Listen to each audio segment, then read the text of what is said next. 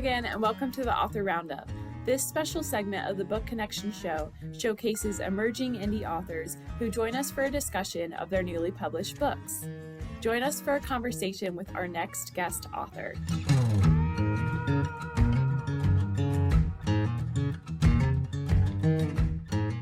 My name is Emma, and I will be your host for today's episode. Today, I am joined by Denise Holland. She is a human performance consultant, transformative speaker, and coach. She is the creator of PlayFreely approach, helping athletes, leaders, and professionals unlock clarity, resilience, and peak performance.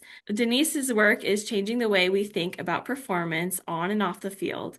Her recently released book is called PlayFreely, The Spiritual Key to Athletic Excellence. Hi, Denise. How are you today? I'm really well, Emma. Thank you. Good. Thanks for being here today. So your book came out last year, correct? Yeah, it came out at late October. October. Okay. So can you tell us a little bit about your book? I see it right there in the little corner. That's your book, PlayFreely.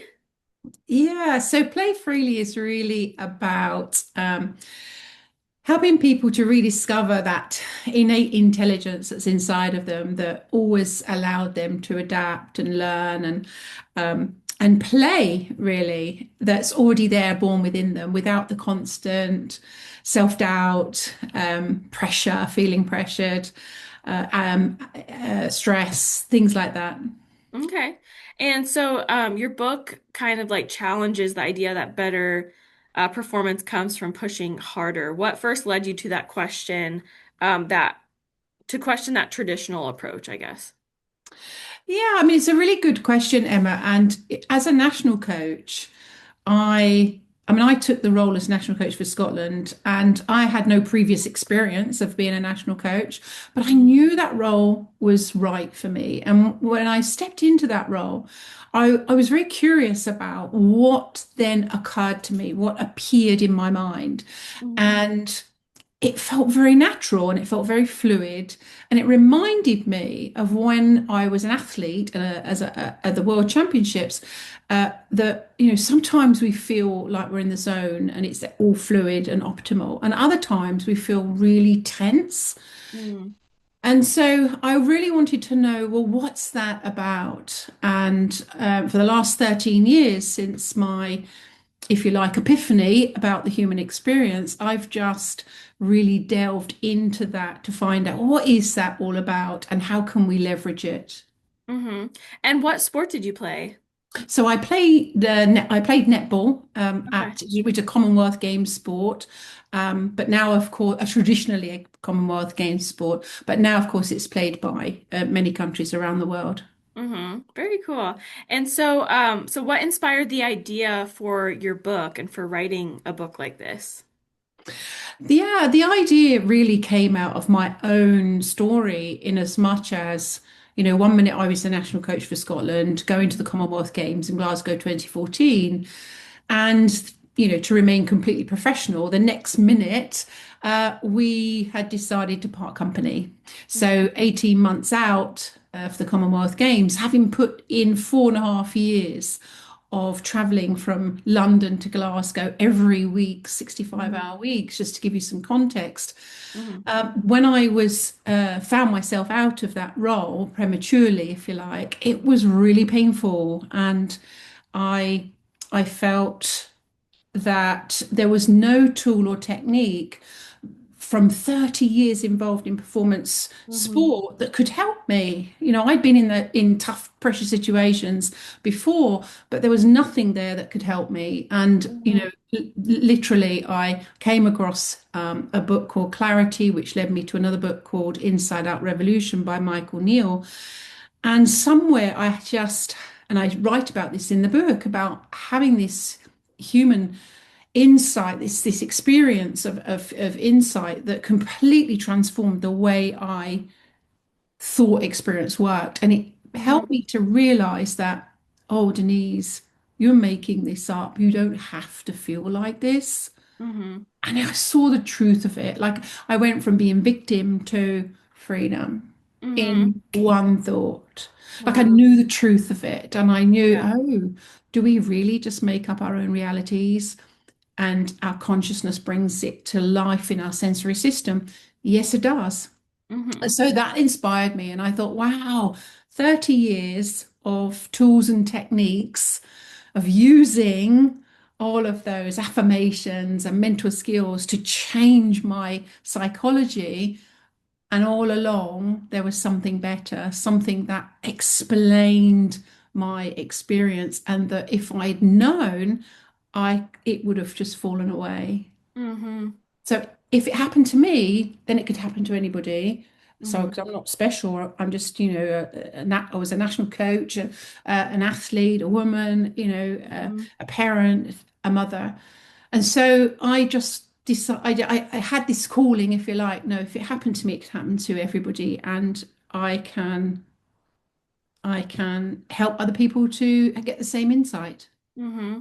And so yeah, with over, 30 years in elite sport, what was that moment like or experience that you remember that shaped the discoveries in your book? Do you remember like when it happened or what it felt like in that moment?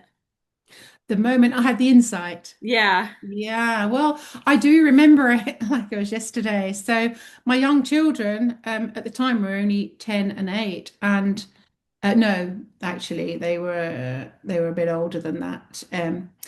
They were 10 and 8 when I went to Scotland. So when I came Mhm. back, they were teenagers and they were at their dad's. And I just remember looking into the mirror and just looking into my eyes, and something just occurred to me in terms of who's really feeling this bad?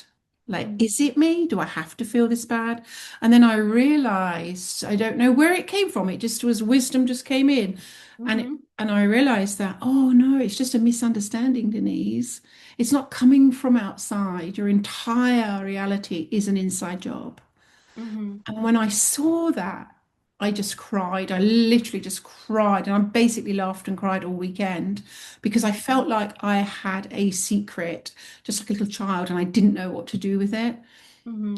And everything slowed down. For weeks afterwards, it was just the most Mm-hmm. magical moment of Wow. realizing that I don't have to be a victim of circumstance Yeah. because of the way it works, not because I have to get over myself or I have to be determined and I have to persevere. No, no, no. I didn't have to do anything. It just fell away. Yeah. Wow. What a feeling that must have been like for you. And so in your book, you introduce seven discoveries that go beyond strength and technique. How do these discoveries shift the way athletes and coaches think about performance?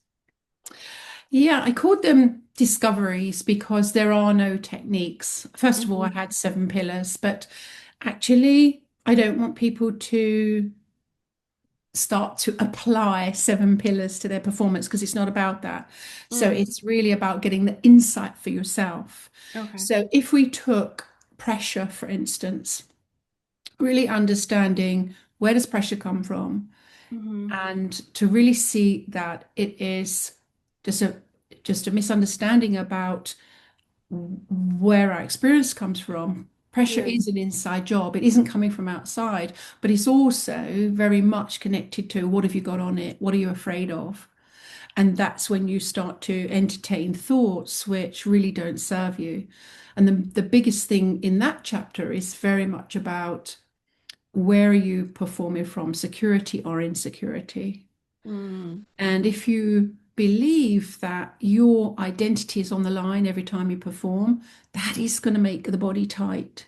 Yeah. But if you see that as a human being, your identity can never be on the line, like Hmm. you are always okay.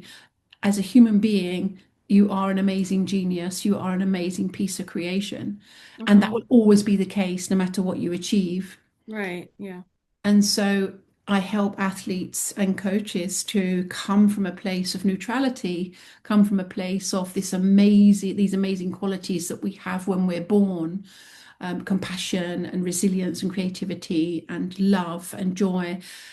And it just really helps us to know, oh, I don't have to prove myself here. There isn't a question of enoughness.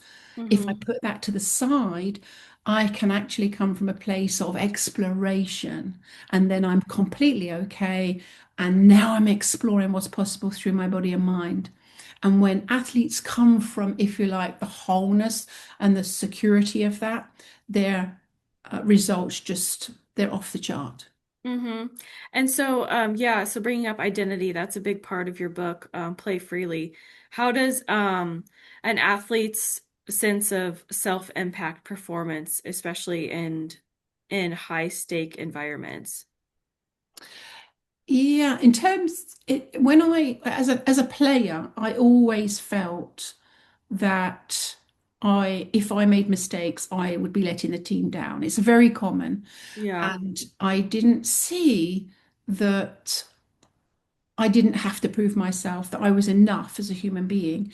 And Mm-hmm. so when I settled into that, I realized, oh no, hang on, there is this beautiful zone state where I forget, if you like, all my beliefs about myself.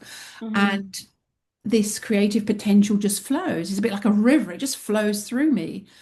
And so I thought that I needed to do something to get into that state. Yeah. When I came across this understanding, I realized no, no, no, Denise, there's no technique to get into that state of optimal functioning. You are that state. Mm-hmm. So I was able to settle out of my thinking, my limiting beliefs and my scary perspectives. And I Yeah. was able to come from a place of pure, if you like, security and wholeness. And then, yeah, I was able to access that zone at a regular basis, not just as and when it showed up. Yeah. And so, so when did this sense of like pressure and your mindset and thinking, did that come from like your parents or like your coaches? And does it usually come from one of those two, you think from athletes in general, or how does that pressure for athletes become such like a mindset with a lot of athletes? Yeah, it's a really good question because when we're young, we just play Yeah. and we just run around and we lose and we cry for a bit, get up, and it's no big deal. Yeah. But somewhere, I don't know, the education system, certainly here in the UK, is very much geared towards achievement based. So young people get to hear very quickly, oh, I'm not enough unless I'm right? Yeah. So, and that um, they see that their peers are rewarded for achievement, and Hmm. innocently there is this, well, I didn't achieve that, so there must be something wrong with me. Hmm. So all of a sudden we start to have a low self-esteem. All of a sudden, very young, we Yeah. start to think that we're not enough. And that's one of the biggest issues, I think, in the education system and even in sport. You know, we all love to win, but I spend the whole of the summer holidays with young people because they are putting themselves under so much pressure, and now they are, crying. They're getting, super out emotional with the officials and the referees and the umpires, etc. And it's completely sabotaging their game. So what I Hmm. do is I help them to play freely, help them to understand their human experience such that they can just be explorers and be curious about what's possible through their body and mind. Hmm. And you mentioned limitations. What are the most common limitations you see in athletes today? I would say that, I mean, the limitation, I think fear, the Mhm. fear of not being able to be good enough, the fear of knowing that you're talented, but you're not going to be able to achieve it. So that real frustration, the fear of the system doesn't work for you. Mhm. So we get into a little bit of a blame culture, Mhm. innocently, that it's almost hopeless. I'm not going to be able to make it because. Yeah. And when we start to unravel that, it's just a misunderstanding of where fear comes from. It's just thought in the moment and nothing else. And when you realize that, when you realize that you are scaring yourself, it kind of clears it up pretty quickly. Hmm. And so you mentioned many athletes struggle with expectations and certain outcomes. How does your approach help these athletes compete with freedom and composure instead of those expectations? Yeah, I think goals and targets are great. Hmm. However, what we don't want to do is to forget that we've made those goals and targets up Mm. and that we haven't put our well-being and our identity on the Good line of that. Hmm. if we don't achieve them. Yeah. And we can get completely obsessed with, Mm. and in a way which is really detrimental because it stops the flow of performance with, I need that to be okay. Yeah. Well, when we strip that back, and and this is what's so different. I don't then apply any techniques or tools to solve that psychology. Hmm. I go underneath that psychology and say, well, let's have a look to see what's it made of. What's really going on? And Hmm. when athletes see that they don't need to, the futility really of making up an assumption that I'm not enough unless I'm winning, or I'll be okay when Hmm. that is so limiting. Of course, we all want to win and have fun, but that pressure starts to wear on people. It starts to weigh Hmm. on people. And Yeah. this approach to sports performance really helps somebody's well-being in as much as you're already whole and complete. Hmm. And you've been gifted this incredible talent. What's that about? That's already spiritual. It's already a formless gift that you can't explain. Hmm. So, let's have a look at that then. Let's have a look and see how much we can have that flow through your body. Hmm. And what we try to do is to help the, if you like, human conditioning, the some of the unfortunate conditioning to settle down such that a person can then just express their talents naturally. Hmm. Okay. And so the ideas of your book does extend beyond sport, which is great too. How can non-athletes apply the concept of playing freely in their everyday lives too? Yeah, I often say that I've written it for sports people because that's been my background for 30 Yeah. years.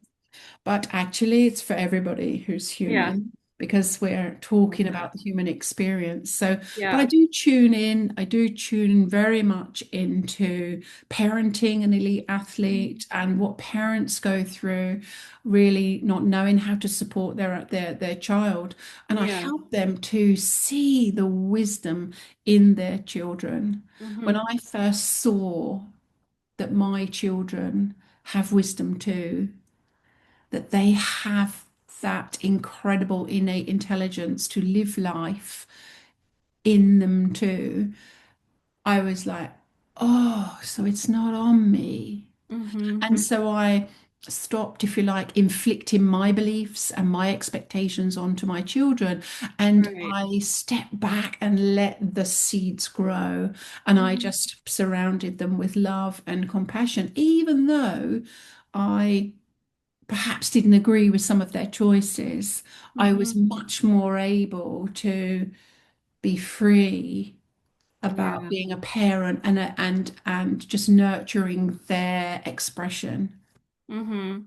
So Yeah, I feel like I thought when I heard of your book, I also as a parent thought about, parenting when it comes to sports and extracurriculars and things like that and just how to approach that. My daughter's only 3 right now, but she's, done basketball and dance so far. And yeah, I just don't want to have this immense pressure, everything that encompasses your book. I don't want her to feel pressure or like a sense of identity just because she's playing a certain sport and when there's so many other things, to deal with in her life. But I also, want her to be involved in that if she chooses to. So yeah, I feel like this would be great for parents too. Yeah, that's beautiful. I love what you say, Emma, in terms of what she chooses to. Hmm. And I think that's the key is to when we know that they are, if you like, a divine creation, two cells create human life, create human consciousness. It's beyond our intellect.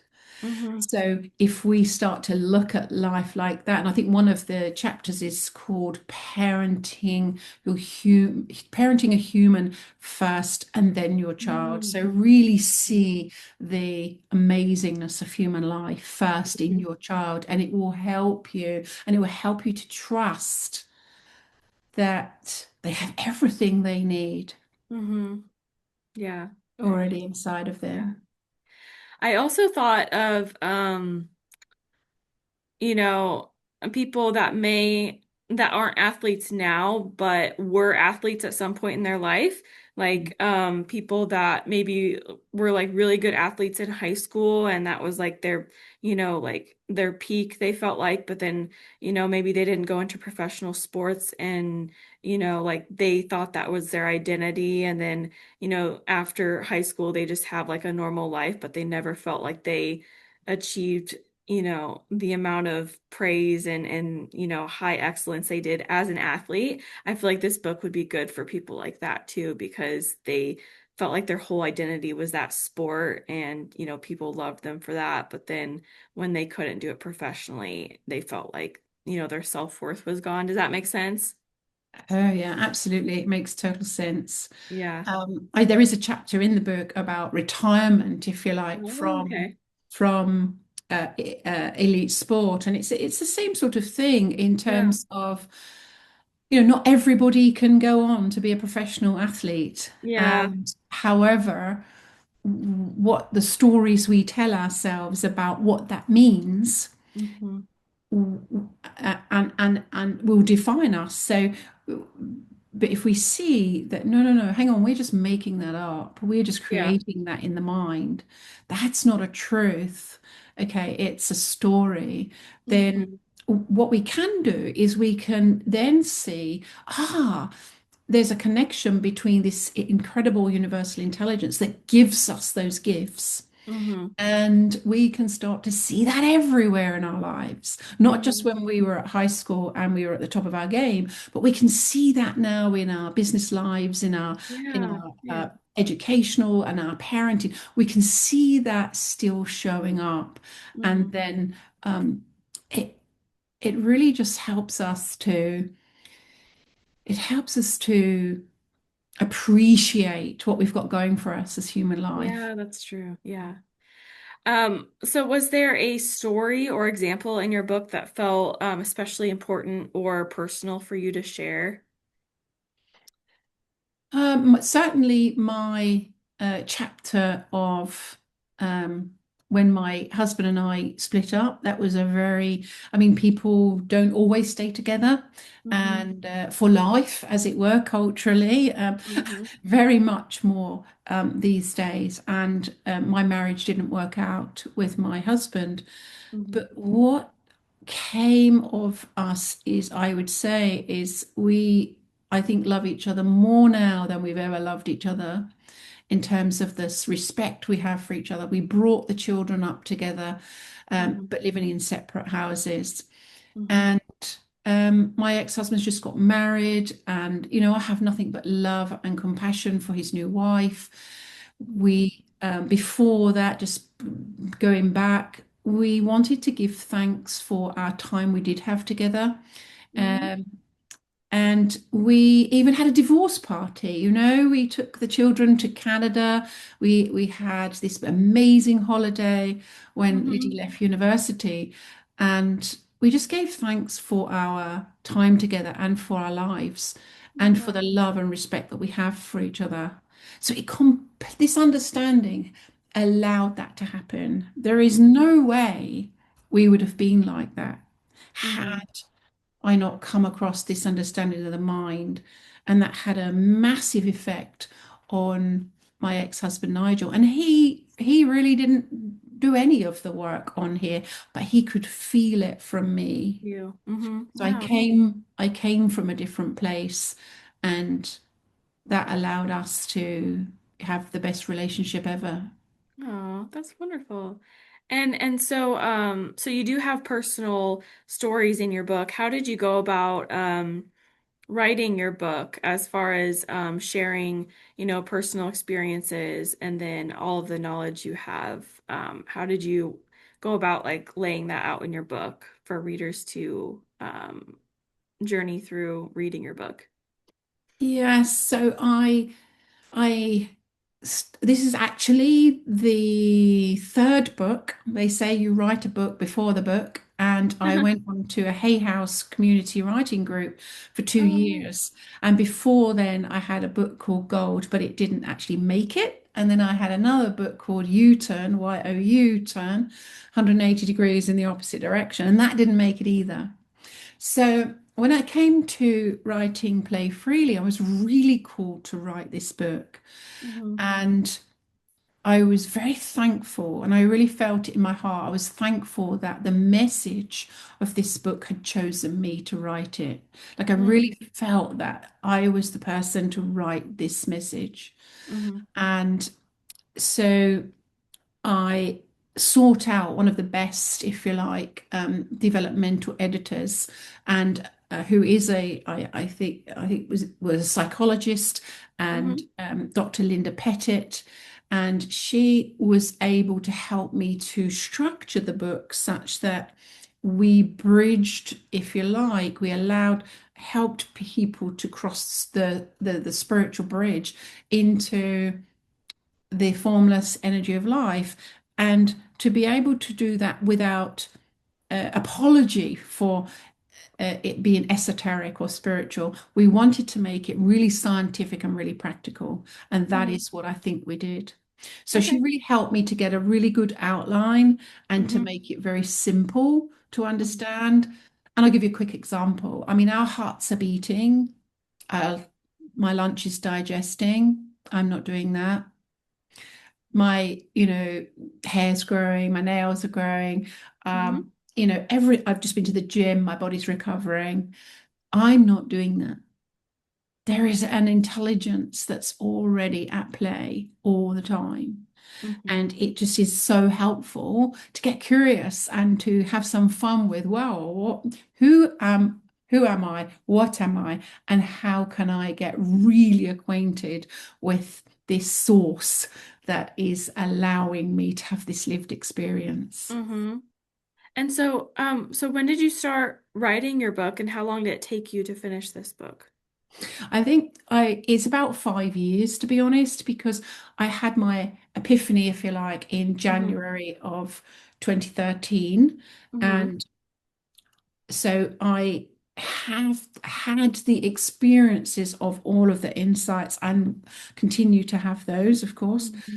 And 5 years ago, I thought, no, I really am called to put this down and leave a legacy. And if you like, be one of the pioneers of linking the spiritual and the sport together. And by spiritual, I don't mean religion. I just simply mean we are part of something that we cannot consciously understand. There is this intelligence that allows us to be here and Hmm. to, yeah, just to really start playing with that and to appreciate it and being grateful for it. Hmm. And so, have you ever enjoyed writing? Is that something that comes naturally to you? I would say, I would say actually, traditionally, I wouldn't have said I was ever a writer. Uh-huh. But funnily, I wouldn't have said that I wouldn't have been one of my strong skills. However, when I made a commitment and Hmm. thanked and gave thanks for the message of this book coming through me, I all I needed to do was show up every day. And I learned this on the writing group. And I just had to show up every day. And the best time for me was in the morning. So I would just show up Okay. between 6 and 8 every morning. And it became a very beautiful habit. Okay. And I knew all I had to do was write for a couple of hours a day and keep going. So as an athlete, you do your training and you keep doing your training. And after a 4 year cycle, there's going to be a world championship, Hmm. right? So it was Yeah. very much like that. Okay, I Okay. know this system. You just keep doing the training, you keep writing. And then at the end of it, there's going to be a pinnacle of all of your work. Hmm. And for me, that World Championship was the book. Oh, that's awesome that you tied in some of your sports mindset to it. What was your writing experience like writing your book? Besides writing in the morning, were there parts of your book that were difficult to write, or was it all very much naturally after you had the concept of it out? I think the the writing experience for me was very sacred in as much as I just allowed it to come through me. Mm-hmm. So I would just show up, literally, I would just show up and I Hmm. would just get quiet and it would be download. Literally, I was downloading. And some might Hmm. say that it was channeled through me and Hmm. it felt like that. I haven't had very much experience in channeling, as it Yeah. were, but Hmm. it felt like I could, oh, this is what they mean. And it felt like that because it was very um, natural. Now, as Hmm. soon as I got to a piece where I wasn't sure if I Hmm. carried on and tried to work it out, and it didn't go so well. So I Yeah. knew that as soon as it got stuck, I would have to just leave it and Yeah. then I Okay. would come back to it. I Yeah. think, writer's block type thing. And you just come back to it. You don't want to keep, pushing. You Yeah. want to allow. And that's what I pretty much did the whole time. And of course, writing stories of writing the stories up was just a pure joy when people have had such amazing insights that have completely transformed the way they live. That's a beautiful thing to write up. Yeah. And For and sure. and I really enjoyed that very Yeah. much. And it's great to read too. I mean, people love reading things like that. I do too. Was there a part of your book that was most fun to write for you? Fun. I think nailing the seven discoveries Hmm. brought in my 30 years involved in performance sport. Okay. So, really looking at confidence and cohesion and communication, expectations, pressure, or look coaching, looking at All that all of together. those areas was just a pure joy because I could see that we've come a long way in terms of sports development, sports performance. But I could see, oh, if only we were as a group able to go one step further to look at, okay, so who and what is performing, Hmm. and to really be able to get hold of that such that people's well-being in sport is is really nurtured. Because Hmm. there are some real horror stories that people burn out and Yeah. actually go to really dark spaces during their sporting careers. Yeah. And for me, I feel, wow, what if it doesn't have to be that way? Yeah. Yeah. Yeah. It makes me think of the Olympics coming up and Lindsey Vonn, the skier who has had like a lot of issues with surgeries and knee injuries, and then she's coming back for the Olympics. And I think last week she tore her ACL, but she's gonna try to um, ski on this weekend. So yeah, it just makes me think of that. So, what has been the nicest feedback or review you've received about your book so far? Or Well, it's so lovely when people come out and say, "I'm reading your book." It's so Oh, nice. I think one of the certainly the people in the book, some of the yeah. nicest feedback that I've had is that, people feel lighter. They feel Mm, that they don't worry so much anymore. And mm-hmm. one person actually said, you actually saved my life. They were suffering from Mm. cancer, and that he really felt that he wouldn't be here had he not found this understanding of Oh, the human wow. mind. It's so incredibly powerful. Mm-hmm. But since reading the book, I mean, people have said, things like it's really thought-provoking, and um, I would never have seen life like that way. Yeah. I would never have considered that I'm making up my experience when my children are annoying me. Really looks like they are annoying me. I'm like, yeah. Um, and in terms of sports performance, the thing with recovery has been quite significant. And when you allow the immune system to do its job Mm-hmm. and get, if you like, out of the way in terms of frustration, wanting to be back out there, Yeah. all those things make the body tight Mm, and prevent healing. So when we're able to let go of the outcome, when we're able to trust that which we are and allow mm-hmm. it to do its job, that has been very impactful to people. Yeah, I bet. So as a self-published author now, what advice do you have for writers working on their first book? Oh, I would say, yeah, little by little. Just know that that message has chosen you to kind, it's Hmm. chosen you to write it, and really, really know that, and that don't think about the outcome and who's going to read it. Is it going to be good Hmm. enough? Because Yeah. that message will be significant for certain people, and those people will find it. Yeah, true. I Yeah. like that. So what did it feel like receiving your book for the first time after having, your epiphany and then writing your book and, this journey of, years of writing it? How did it feel for it to come through the mail and have it tangible? What was that feeling like for you? Oh my word. Oh, it makes me choke even thinking about it. I actually have a video of me opening my first copy, and this Oh, is your my first reaction. copy, yeah. And Oh.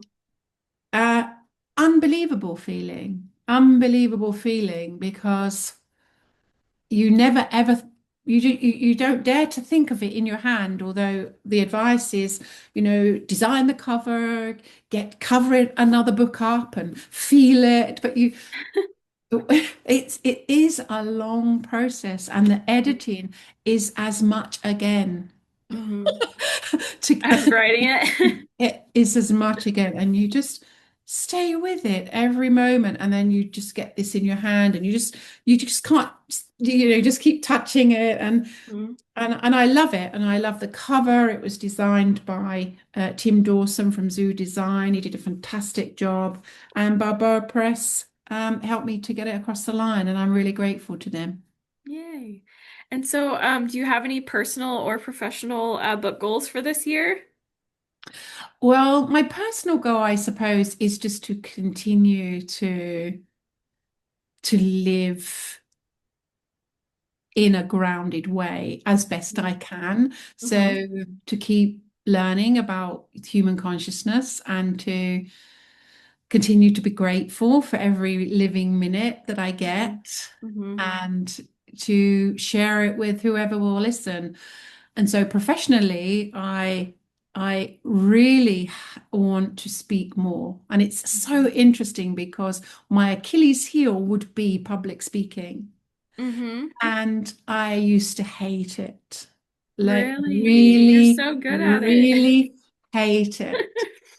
And now I'm like, where's that gone? Because I can't wait for my next speaking engagement because I Oh, feel so inspired and I feel so passionate. But you know, the biggest thing, Emma, is I feel safe. That's one of my biggest changes. And now I just have to be me. mm-hmm. I'm not trying to be Yeah. someone else. I can just be me. And Mm-hmm. that has been one of the biggest shifts. And it's allowed me to be able to enjoy public speaking and to take my book on tour. It's going on a world tour in Oh, 2027. cool. Just to you talk to national governing bodies, talk to elite athletes, professional athletes, anybody who really wants to take their game to another level. Mm-hmm. Anyone who's struggling with pressure Mm-hmm. and or burnout. Which is And probably to, every athlete, yeah, that's honestly. right. Yeah, anybody who wants to just have a nicer time of Yeah. doing what they Doing the love. thing they love. Yeah, right? Who wouldn't want that? Um, okay, well, I do just have one last question for you. And so if listeners take away just one insight from your book, what do you hope that that is? Mm. That they're enough. Mm-hmm. There's nothing to prove, Mm-hmm. and that they are an amazing creation as human Mm-hmm. life. Mm-hmm. That's wonderful. That's great. Well, thank you so much, Denise, for being here. Is there anything else that you wish to mention to our audience? Do you have a website that you would like to mention to readers?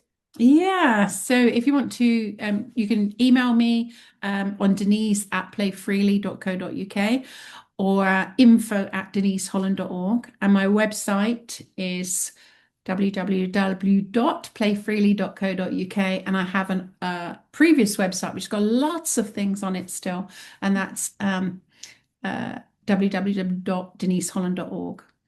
Okay, awesome. Well, thank you so much, Denise, for being here. I think your book is a great topic for athletes, non-athletes, parents, and I think a lot of people would love it and relate to it a lot. So I wish you the best of luck with your book and your tour next year. That's really exciting, and thank you so much for taking the time today.